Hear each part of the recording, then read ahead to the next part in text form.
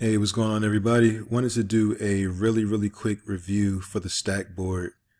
Not much information out there, so I wanted to try to just get a video out there, kind of tell you some of the things that I liked about it, and maybe that'll help you with your decision making by the end of the video. Before we get started, there is a link below this video. If you click that link, it will take you to Stakboard's main website, which you're currently seeing on the screen. You'll be able to browse the website, look around while I'm talking, or you can wait until the end of the video to click that link. Also, if you've noticed, for their main model, their main make, there is a discount currently going on for the Stakboard that I'm reviewing. So if you use that link below, you'll have access to that discount as well. Okay, so let's just talk about some of the things that I think are most important without having a lot of fluff in the video. Mainly, the Stakboard is comparable to the skateboard. You may or may not have heard about it depending on your level of awareness of electronic skateboards, but this is compared to the skateboard, but it is slightly more affordable. So that's something that you might want to think about. This is also a great beginner electronic skateboard because of the price. This is one of the most affordable ones out there for the quality that it has. So if you don't want a piece of crap, if you want something made of quality, but you also don't want to break your bank because you're just starting out, this is a good electronic skateboard to like cut your teeth on. All right. It was much better than I expected for the price. I have to say that the board is very well made, very good quality, feels very sturdy. It has a nice amount of weight to it, probably close to 40 pounds or something like that. Very good quality tires. I mean, everything on it is great.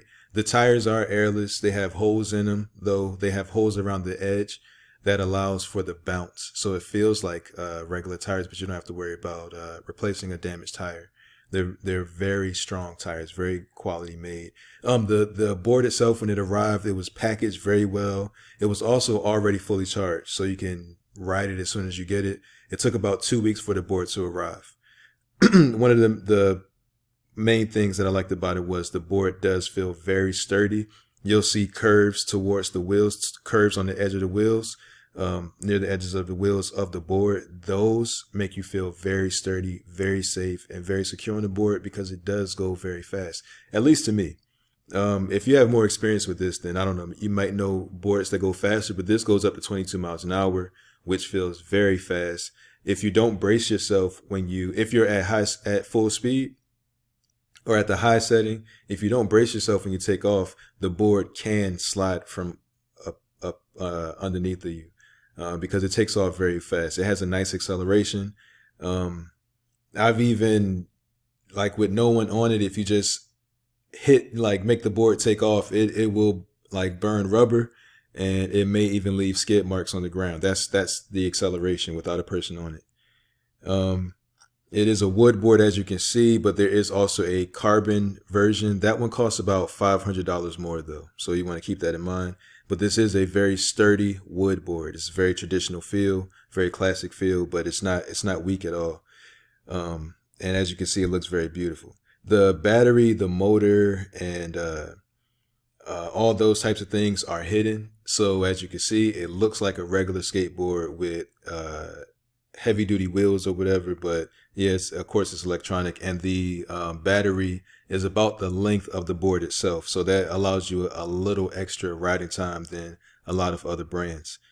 You definitely want to wear a helmet and pads. If that's not your thing, and that's not your thing, but if you're just starting off, especially, you want to wear protective gear because, like I said, this thing is fast. So if you fall off of it, you fall at a very high speed and with a lot of momentum. You want to keep that in mind, especially if you're just starting out and you just want to get the hang of the board and then maybe remove some of the protective gear. But I really suggest wearing protective gear with this stuff. I really do, especially if you're a new guy like me.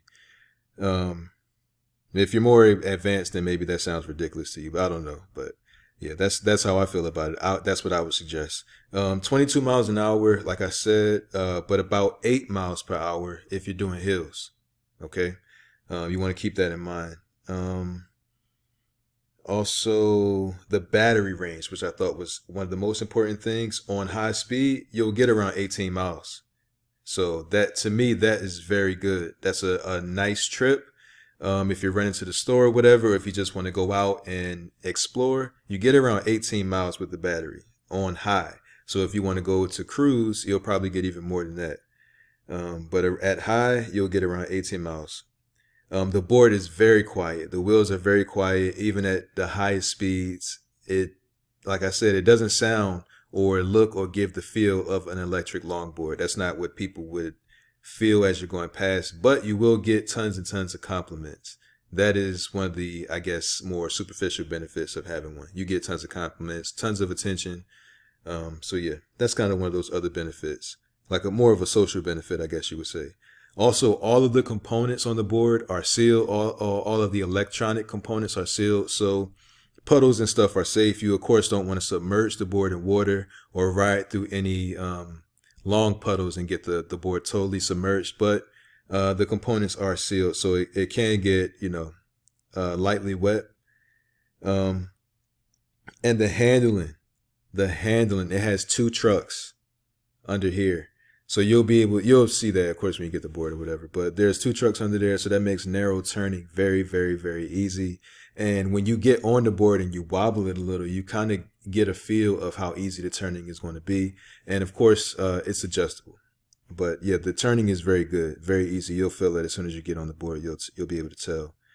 And like I said, the wheels are high quality. They're airless. And I think that was the last thing I wanted to say. You get compliments, the speed, the range. Yeah. And like I said, right now they're having a discount on the board. So if you click the link below this video, you'll be able to have access to that discount and get your board for, looks like about 100 and some change off.